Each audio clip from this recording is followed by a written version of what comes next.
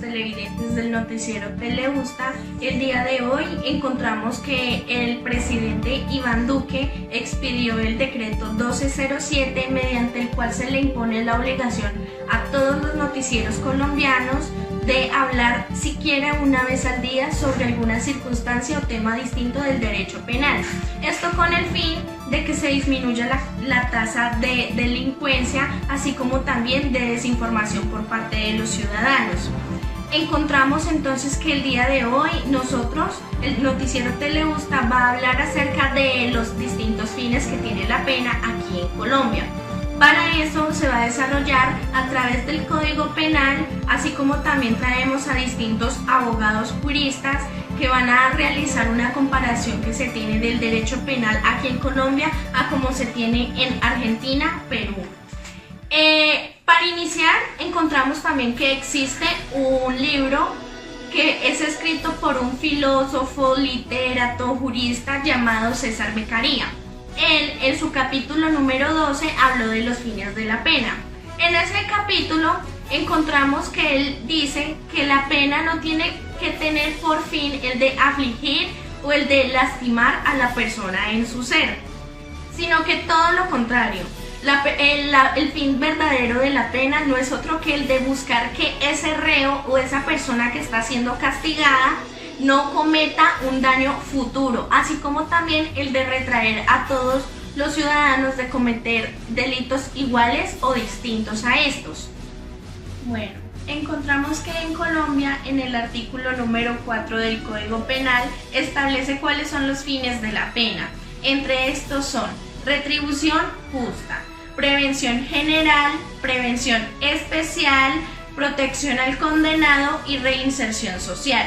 Respecto a retribución justa, consiste en que el Estado le ocasiona un daño a un individuo en razón de que ese individuo ya le había ocasionado un daño a otro individuo de la sociedad. El daño que le ocasiona el Estado al individuo consiste en privarlo de su libertad. Kant nos dice que este sí es el verdadero fin que debe de tener todo tipo de penas.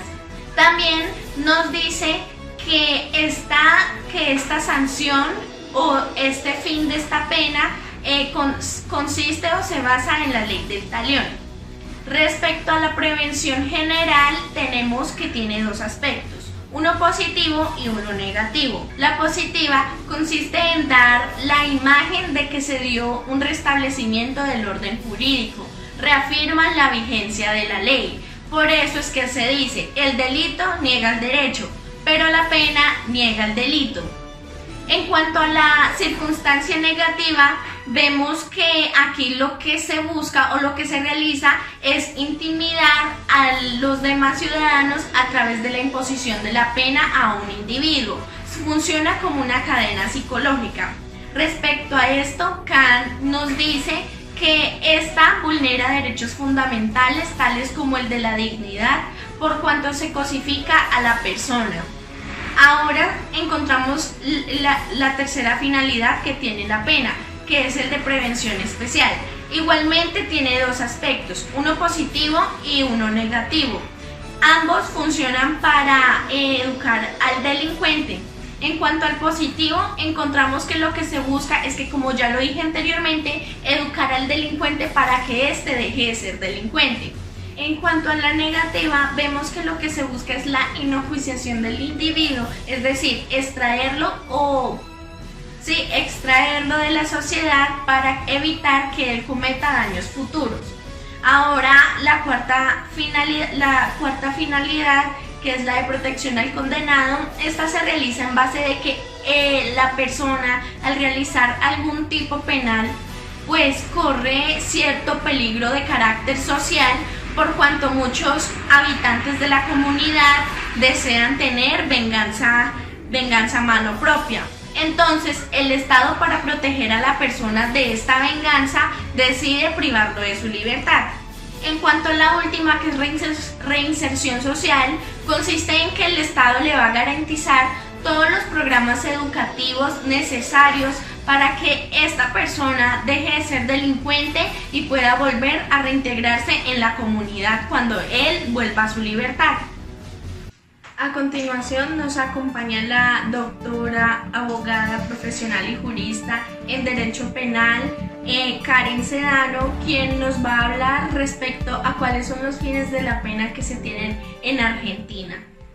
Buenos días, mi nombre es Karen Sedano Medina, soy especialista en Derecho Penal argentino y hoy les vengo a hablar del fin de la pena en el sistema penal argentino. Entonces, la legislación nacional argentina siempre ha tenido consideración en el fin de la pena en el artículo 18 de la Constitución Nacional, en donde establece que la pena tendrá como finalidad la seguridad y no el castigo, pero no establece de forma expresa el principio de resociabilización que ha sido incorporado a través de los tratados internacionales de derechos humanos y que a partir de la reforma constitucional de 1994 fueron también incorporados en el artículo 75, inciso 22 de la Constitución Nacional, que conforma el bloque de constitucionalidad. Es así como la Convención Americana sobre Derechos Humanos, en el artículo 5, apartado 5, establece que la pena privativa de la libertad tendrá una finalidad esencial y esta finalidad será la reforma y la readaptación social de los condenados. Así también, el Pacto de Derechos Civiles y Políticos entiende en el artículo 10, apartado 3, que el régimen penitenciario consistirá en un tratamiento cuya finalidad esencial será la reforma y la readaptación social de los penados. El principio resociabilizador también fue considerado por la jurisprudencia de la Corte Suprema de Justicia argentina, en donde establece que el mandato constitucional de que la pena privativa de la libertad tenga una finalidad de reforma y de readaptación social en los condenados, es decir, lo que establece la Convención Americana de Derechos Humanos, y que aparte el tratamiento penitenciario tendrá una finalidad esencial de reforma y readaptación social de los penados, es decir, lo que establece el Pacto de Derechos Civiles y Políticos, exige que el sentenciante no se desentienda de los posibles efectos de la pena y que se tenga en cuenta la prevención especial, entendiendo que el fin de la pena es el bienestar y la readaptación social del reo. Asimismo, se debe considerar que el principio de resociabilización está íntimamente relacionado con los principios de humanidad de las penas, consagrado en el artículo 18 de la Constitución Nacional Argentina. También está relacionado con el principio de culpabilidad, está en relación con la proporcionalidad, está también relacionado con el principio de igualdad ante la ley y el principio pro homine, que responden al sistema republicano de gobierno. Ante la realidad carcelaria argentina, es necesaria una rediscusión acerca del fin socializador de la pena. Hoy, por todos es conocido cómo se lleva a cabo la pena en realidad, que no es tanto una resocialización de la persona, sino que se afecta más que todo su vulnerabilidad. Para lograr el fin ideal de la resocialización de la persona, hay que tomar en cuenta al condenado y darle un trato humanitario, reduciendo su vulnerabilidad. Es decir, que el propósito de esto es impactar en la persona de tal forma que cuando la persona recupere su libertad no responda al estereotipo que persigue el sistema penal y que según la cárcel es igual ante todos. Es dable reafirmar la posición de garante igualmente en la que se encuentra el Estado argentino frente a la vida e integridad de las personas que están privadas de la libertad, siendo esta una obligación positiva que tiene el Estado y que no es evadible porque es una de sus responsabilidades. A continuación nos acompaña la señorita Sara Suárez Rondón, quien es una abogada jurista especializada en Derecho Penal aquí en Colombia. Buenos días. Bueno, ahora les voy a hablar de los fines y funciones de la pena en nuestra jurisprudencia colombiana, pero esto es a partir de las teorías en las cuales el derecho penal hace mención aquí en Colombia. Entonces existen varias y al final les explicaré cuáles son las que se aplican en nuestro derecho colombiano. Entonces empezaremos por la teoría absoluta, donde se busca que aquel delincuente que cometió un delito resarza el daño o compense el daño en la sociedad. Luego hablamos de la teoría de la retribución, pero esta es una teoría de la retribución que se ve desde un aspecto antiguo, es decir, cae en un estado absolutista donde ya no se cree en las leyes divinas. Entonces nace el contrato social. Tiene que haber una manera de que se reordene el estado social en el que se vive en ese entonces. Entonces las penas toman una función de retribución y restauración de un orden jurídico en una sociedad. Luego nacen las teorías de las penas, donde dice que aquí la pena se justifica en la aplicación que se le da al delincuente. Respecto a estas teorías de la pena, autores como Bacigalupo opinan que las penas esa teoría de las penas se dan si la función es cumplir el derecho penal. Solo así se da una buena teoría de la pena. Luego hablamos de la teoría de la expiación. Este tiene una tendencia donde vuelven a hacer el absolutismo, pero autores como Lech mencionan que esta expiación moral es esa reconciliación del delincuente con la sociedad. Es decir, el delincuente comete la conducta, pero su arrepentimiento hace que la sociedad lo acepte y asimismo él libera su culpa con la sociedad. A continuación volveré a mencionar la teoría retributiva, pero de retribución, pero la haré en mención como con años más avanzados del derecho. Entonces aquí el hombre o la sociedad busca un anhelo de justicia dentro de una necesidad moral o social, pero con la instrumentalización del hombre. Se prohíbe el utilitarismo penal. Es una teoría algo confusa, pero haremos mención a autores como Kant que son importantes dentro de nuestro derecho penal. Él dice, el hombre es un fin en sí mismo, no puede ser utilizado como un instrumento en el derecho penal, no debe generar, sino que este debe generar una utilidad en la sociedad y en él mismo. Entonces, esa imposición de la pena se justifica con esa necesidad generada por el acto del delincuente. Es decir, al imponerle al delincuente esa pena, se genera esa utilidad del derecho penal en el delincuente por el acto que éste cometió. Ahora hablaré de la teoría relativa. Esta teoría tiene el fin o el cumplimiento de la prevención del delito y la protección de los bienes jurídicos. Entendidos bienes jurídicos como aquellos que protegen el Estado, tales como la vida, la integridad o la dignidad de una persona, entre otros. Aquí lo que busca es que el Estado cumple la obligación de imponer la pena y así mantiene el orden social del Estado. Ahora mencionaré algunas teorías que son importantes también, pero que hacen referencia a algunas de las funciones de la pena que establece el artículo 4 de nuestro Código Penal colombiano. Es decir, vamos a hablar de la teoría de la prevención general, tanto positiva como negativa. La negativa tiene la función de intimidar al individuo. Entonces, ¿qué se busca aquí? Le imponemos la pena al individuo y hacemos que aquellos que quieran cometer la conducta no la quieran cometer porque esta pena es tan lesiva que va a hacer que en ellos psicológicamente no quieran cometer esta conducta. Ahora, la teoría de la prevención general positiva busca es como esa finalidad socialmente útil de la pena. Ahora vamos a mencionar a Jacobs dentro de esta teoría de prevención general positiva. Jacobs dice que la pena positivamente se considera como una muestra de la vigencia de una norma a raíz de un responsable. Es decir, hay un responsable y se da la vigencia de la norma.